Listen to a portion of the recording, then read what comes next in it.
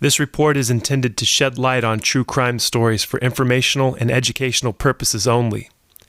Our deepest sympathies go out to the survivors and their families affected by these crimes.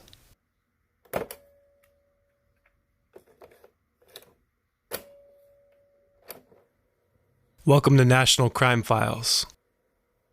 A neighbor of Ronald Feldmeyer spoke anonymously with National Crime Files on living in the same neighborhood as the Pillowcase Rapist.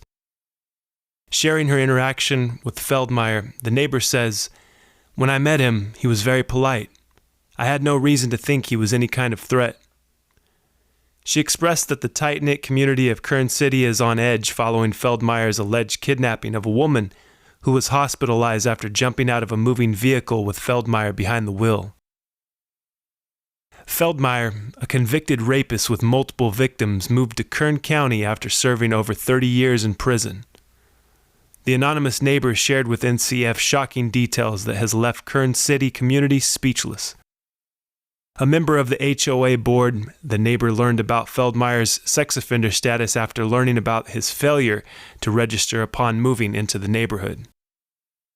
The neighbor added, "One of Feldmeyer's victims from 30 years ago lives here, in the very same neighborhood where the convicted rapist lives."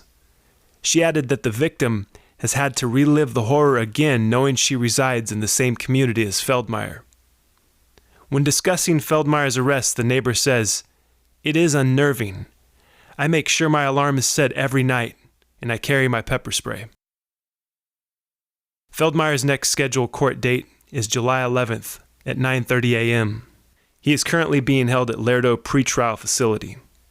National Crime Files will continue to follow this case as new updates surface.